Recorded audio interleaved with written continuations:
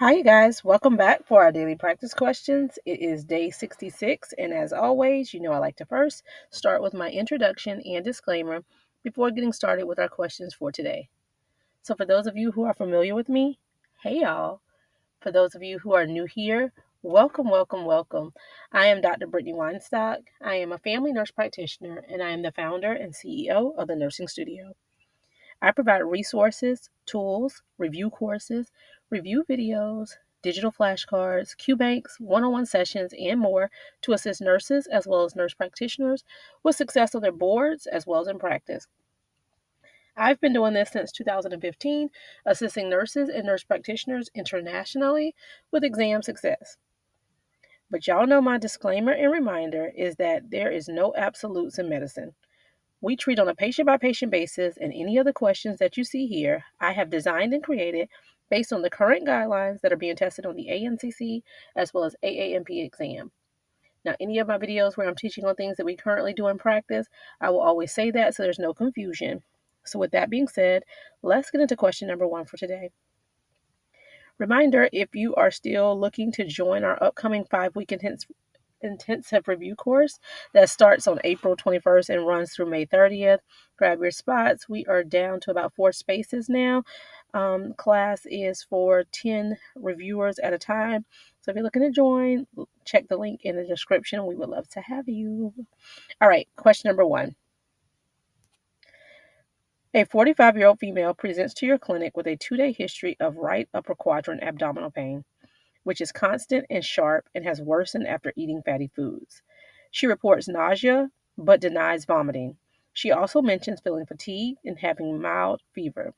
On physical exam, you find tenderness in the right upper quadrant and the patient exhibits a positive Murphy sign. What is the most likely diagnosis for this patient? Is it A, acute pancreatitis, B, acute appendicitis, C, acute cholecystitis, or D, gastroenteritis? Take a moment and tell me what you got in the comments, y'all. All right, so y'all know I always recommend reading the stem of the question first, as it allows you to slow down to ensure you're answering what is even being asked of you, right? So here, the stem of the question states, what is the most likely diagnosis for this patient? And y'all know what I always tell y'all. If they're asking for a diagnosis, you got to do what, y'all? Run it back and look at the assessment findings, right? Assessment findings being the signs, symptoms, how they present. What is that chief complaint? What have you noted on exam, right? All of these are your assessment findings. And I always say if they provide you with these 3 factors, take these into account as well because they can help you with differential diagnoses and sometimes treatment options as well, okay? So those 3 things are the age, the gender, and the ethnicity, okay? So here we have a 45-year-old female comes into the office with a 2-day history of right upper quadrant abdominal pain. The right upper quadrant abdominal pain is constant and sharp and worsens after eating fatty foods. Y'all, you know how I say, when I say this, you say that.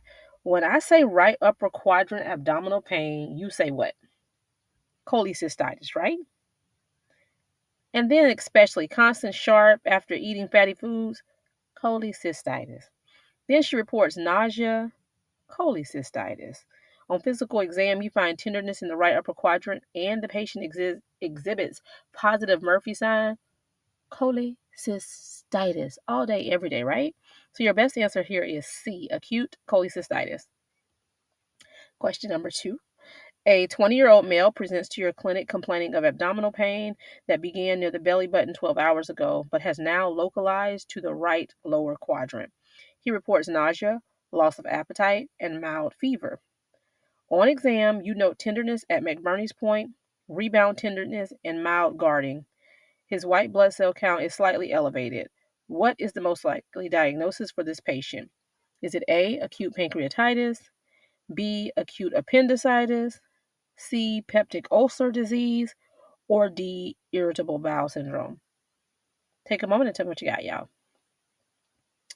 All right, so stemming the question here, what is the most likely diagnosis for this patient? So same thing, we're going to run it back, y'all. So we have a 20-year-old male comes into the office complaining of abdominal pain. It started out more around the belly button, but it is now localized to the right lower quadrant. He also has noted tenderness at McBurney's point with rebound tenderness. Y'all, this is classic for what? Appendicitis, right? Make sure y'all know y'all's quadrants. Right lower quadrant pain, appendicitis. Right upper quadrant pain, cholecystitis, right? Murphy sign, cholecystitis. McBurney's point, appendicitis. Know the things. Don't miss questions that can be straightforward as this, okay? And then question number 3. A 60-year-old male presents to the office with complaints of severe epigastric pain radiating to his back, which begins suddenly after a large fatty meal. He reports associated nausea, vomiting, and a history of heavy alcohol use. On exam, he is tachycardic, his blood pressure is slightly low, and his abdomen is tender on palpation. Lab results show significantly elevated serum amylase and lipase levels. What is the most likely diagnosis for this patient? Is it A, acute cholecystitis? Is it B, acute pancreatitis? Is it C, acute appendicitis? Or is it D, a peptic ulcer perforation? Take a moment and tell me what you got, y'all. All right, stem of the question, what is the most likely diagnosis for this patient? So the same thing, we're going to run it back and look at these assessment findings. So we have a 60-year-old male, comes in, complains of severe epigastric pain that radiates to his back, and this begins suddenly after a large fatty meal. He also reports associated nausea, vomiting, and has a history of heavy alcohol use. All right, so the differential diagnosis should be running through our head, right? And so on exam, he is tachycardic, blood pressure slightly low, tenderness in the abdomen, and significantly elevated serum amylase and lipase. Y'all, this is classic for pancreatitis, right? One, if you didn't know anything until we got to the labs, amylase and lipase should have led you towards the pancreatitis. That abdominal tenderness with pancreatitis, remember, it's not so much geared to specific quadrants, but more so generalized abdominal pain. Then also that severe epigastric pain that radiates after eating a fatty meal, and the heavy alcohol use, all classic things with pancreatitis. So make sure you know the presentations. Make sure you know the quadrants for our GI abdominal issues. Make sure you know those signs that are associated with these diagnoses so that you're not missing things that um, can be easily answered with key identifiers, okay? All right, you guys, I hope you found this helpful. As always, please be sure to like, comment, subscribe, and share with whomever you may think may find this beneficial as well. But y'all know what to do. Y'all make sure y'all meet me back here. And if you need any of the resources that I do offer, feel free to reach out to the Nursing Studio by giving us a call at 803 400 6864. You can also shoot a text message to this number or shoot us an email to the Nursing Studio, the number 1 at gmail.com.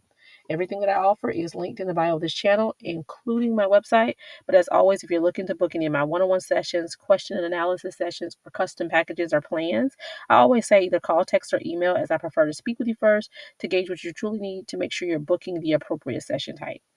All right, you guys, y'all know what to do. Make sure y'all beat me back here. Happy studying. Bye, y'all.